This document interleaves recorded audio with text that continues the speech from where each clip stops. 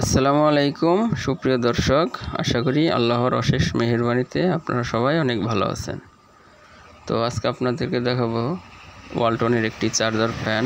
এটির মূল সমস্যা চার্জ হয় না, পাওয়ার সাপ্লাই খারাপ। তো আমরা এটিকে ট্রান্সফরমার দিয়ে পাওয়ার সাপ্লাই করে দেব। তো আমার চ্যানেল নতুন হয়ে থাকলে এখনই সাবস্ক্রাইব করে পাশে থাকা বেল বাটনটি অলে দিয়ে রাখবেন।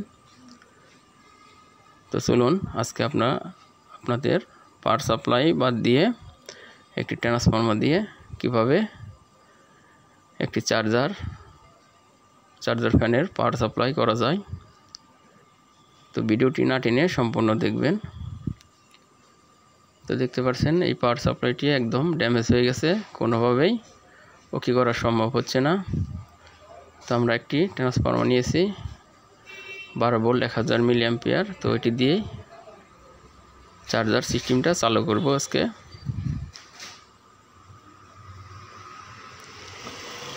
তো আমরা ক্যাপাসিটর দুটো খুলে নিলাম। ক্যাপাসিটরের মান ছিল 16 ভোল্ট 1000 মাইক্রোফ্যারাড। তো মাপ দিয়ে আমরা দুটো ছিদ্র করে নেব ট্রান্সফরমার মাপে। তো দুটো স্ক্রু দিয়ে আমরা ট্রান্সফরমারটি ভালোভাবে আটকে দেব। তো এটি মূলত পাওয়ার সাপ্লাই নষ্ট হওয়ার কারণ বিলাই পেটসাপ করে দিয়েছিল, যার কারণে পাওয়ার সার্কিটটি আর কাজ ভালো করা যাচ্ছে না। তো আমরা ট্রান্সফরমার দিয়ে এটির ভোল্টেজ আবার রিপেয়ার করে দেব। তো দেখতে পাচ্ছেন আমরা ট্রান্সফরমার বসিয়ে নিচ্ছি।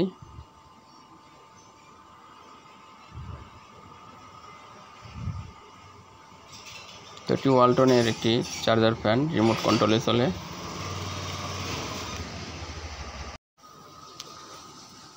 তো আমরা স্ক্রুগুলো ভালোভাবে টাইট দিয়ে দেব। এসি কানেক্টগুলো ভালোভাবে লাগিয়ে নেব। এসি কন্ট্যাক্ট ভালোভাবে টেপ মেরে দিচ্ছি।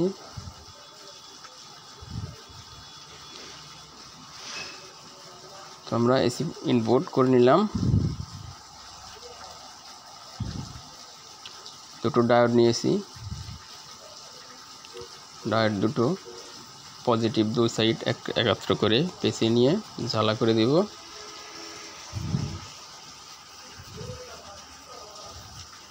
নেগেটিভ সাইড নেগেটিভ আর পজিটিভ সাইড ডায়োডের পজিটিভ মাথায় লাগিয়ে দেব।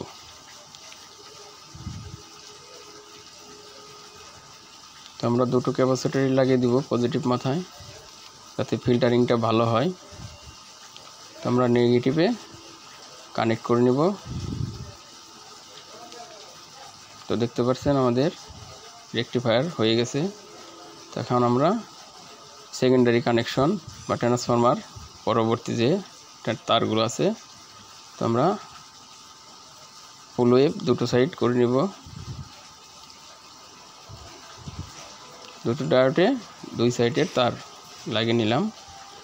এখন মাঝের তারটি আমাদের নেগেটিভ বা গ্রাউন্ড। তো ভালোভাবে তারগুলো আটকে নিলাম। তো আমরা এখন নেগেটিভ কানেক্টেড দিয়ে দিলাম।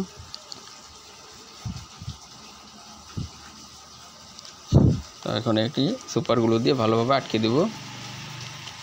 তো এখন ভোল্টেজটা মেপে নেব যে ভোল্টেজ আমাদের কত দেখাচ্ছে। তো দেখতে পাচ্ছেন বন্ধুরা, ভোল্টেজ আমাদের 19.4 দেখাচ্ছে।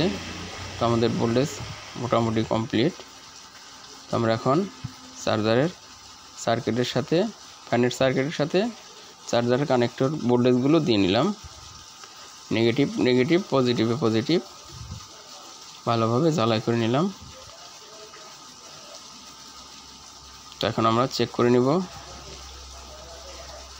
তো দেখতে পাচ্ছেন আমাদের লাইন কিন্তু এসে গেছে। তো আমরা ফ্যানটি আবার ভালোভাবে লাগিয়ে নিব। তো তার আগে ব্যাটারিতে কানেকশন দিয়ে দেখে নিব যে আমাদের চার্জ হয় কিনা।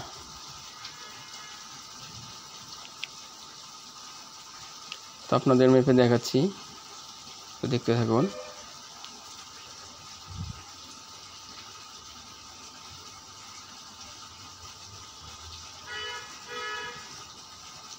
তো এটি 12 ভোল্টের 4.5 অ্যাম্পিয়ার একটি ব্যাটারি।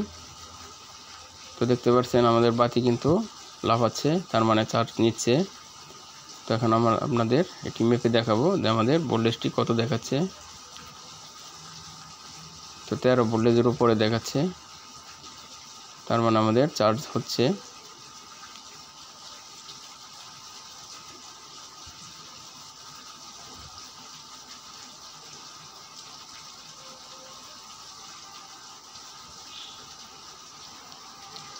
তো দেখতে পাচ্ছেন, আপনাদের আরও ভালোভাবে দেখাচ্ছি আমাদের চার্জ ছাড়া ব্যাটারিতে কত ভোল্টেজ ছিল, চার্জ হয় কি না দেখে নিতে হবে ভালোভাবে। তো দেখতে পাচ্ছেন 12.60। তো আমরা লাইন প্লাগ ইন করার পরে দেখতে পাচ্ছেন 12, 13। তো আমাদের চার্জ কমপ্লিট উঠছে। আমরা এটি ভালোভাবে ফিটিং করে নিব।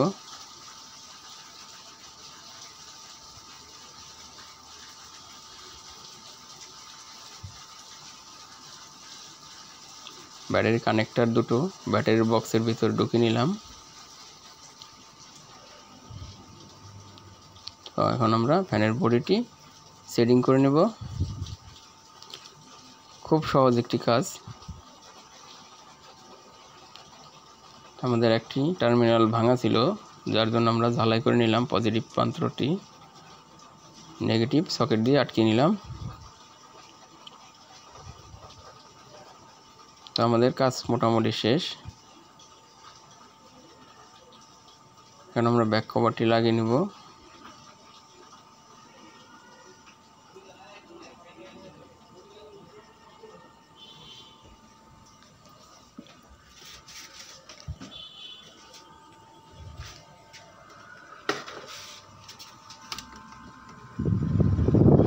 দেখতে পাচ্ছেন চার্জ কিন্তু হচ্ছে।